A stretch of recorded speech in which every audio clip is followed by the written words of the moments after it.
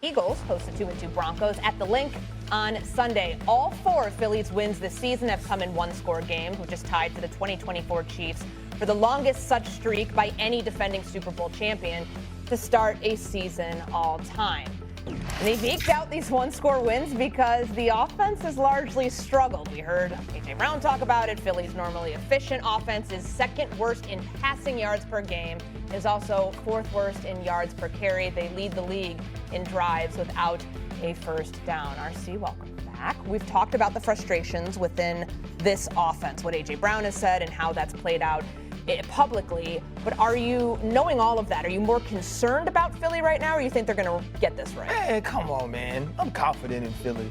Like, we've seen this before. We've seen this team have to adjust. Think about who they were before the bye week last year and some of the things we were saying that this offense couldn't do. This team was a 500 football team. And then look at the run that they go on. Look at the way that A.J. Brown plays, the way that Saquon Barkley plays, and their quarterback, Jalen Hurts. I'm not concerned about this team, but they also understand that it's time to get it going. Now, the thing that they have to focus on is what step does Kevin Patullo, the new offensive coordinator, take? Remember, this is the 3rd consecutive year with a new guy at the helm calling the plays. What adjustments do you make? How do we allow A.J. Brown to become a more creative part of the offense? And how do we get Saquon Barkley back to the Saquon Barkley that was having an opportunity to get to the second level before he was touched by a defender? But we're saying all of that while they're 4-0.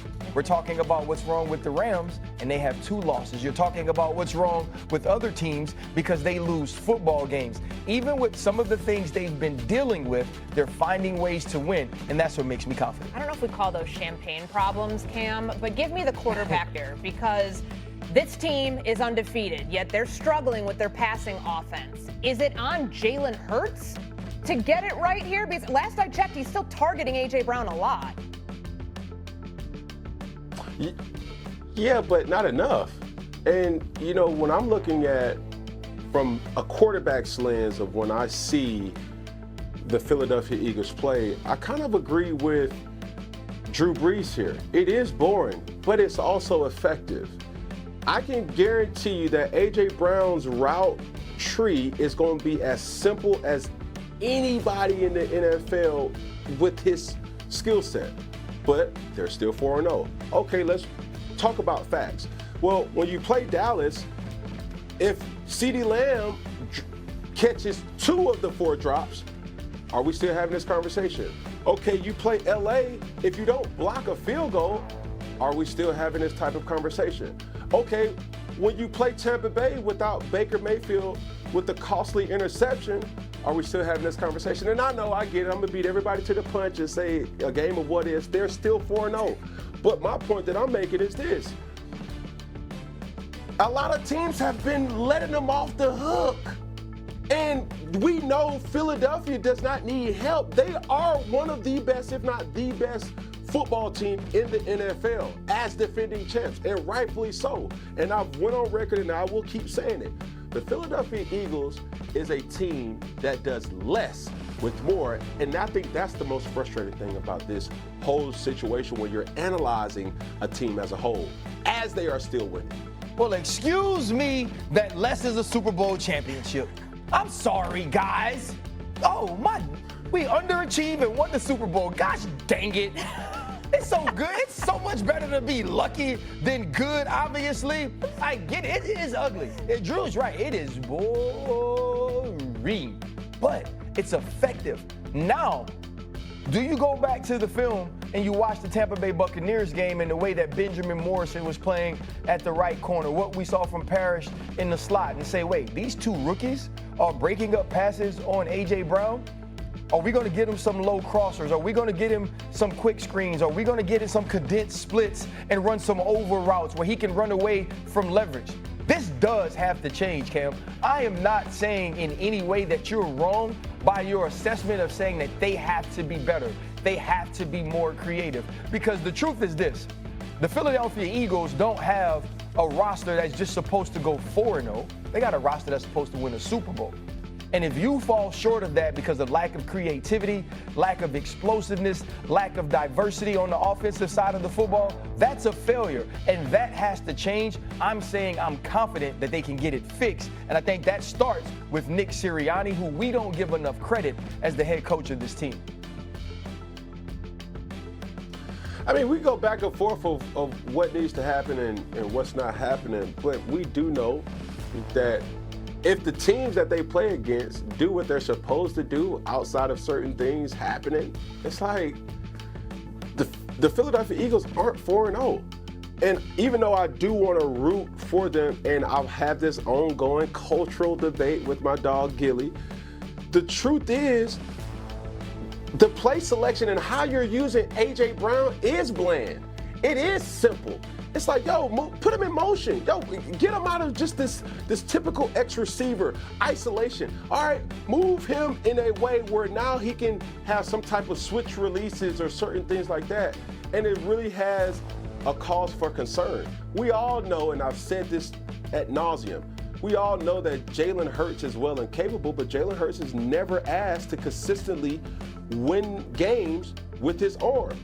And you do play the addition to one of the best running backs, if not the best running back in the NFL right now, is Saquon. And he's had minimal production over the last couple of weeks. So I'm extremely concerned. It's like, yo, it's a good problem to have, but we're constantly seeing you get bailed out, and that's my issue. Guys, if was a fifth, we'd all be drunk, right? That's the first thing. And secondly, it's this. I get it. Yeah, what we're talking about right now at 4-0, we're saying that the best running back in the world is not producing. We're saying that one of the top 5 to 10 wide receivers in the world is not producing. We're saying that a Super Bowl MVP is not producing. And we're also saying, but dang it, the Philadelphia Eagles are 4-0. It needs to be fixed. I believe it will be fixed. But there's something to be said for not beating yourself, because that's what you're saying these other teams are doing. I think you guys are overcomplicating it. I think we need to go back to what happened last year when they got a theme song, Bobby Brown's My Prerogative. Remember, they beat Carolina and there were all these issues, and then they start playing that song at every practice. It becomes a part of their identity, and look what happens. They won a Super Bowl after that. That's just Bobby Brown is pure energy, so I respect that totally. Me too. All right, the Ravens might be without Lamar Jackson when they host the Texans on Sunday, as the star QB has missed practice the last 2 days with a hamstring injury. Baltimore hoping to avoid its second 1-4 start in franchise history. And on yesterday's show, RC had some strong comments about the state of the Ravens. Take a listen. When's the last time we didn't care about the Baltimore Ravens? When was the last time with Lamar Jackson, under John Harbaugh, that we weren't talking about this team being an AFC Why championship contender? Because this team is terrible. Lamar Jackson, one of the greatest, he's one of the best players in the world, who until last game was actually playing at a high level. And you only have a win against the Cleveland Browns? Who cares if they make the playoff? They ain't gonna win. So RC is in a state of apathy on this, Cam. Where do you land? Well, one thing that I do know, I'm going to use this prefix word of breaking, because they're at a breaking point in their season. Breaking is what I will continue to use, because they're either going to break down or they're going to break out. And if they do not have Lamar Jackson in this particular game coming up, I think that will be a positive. And I say it in this way. It's almost like watching the Baltimore Ravens, that they're waiting on everybody else to make the play.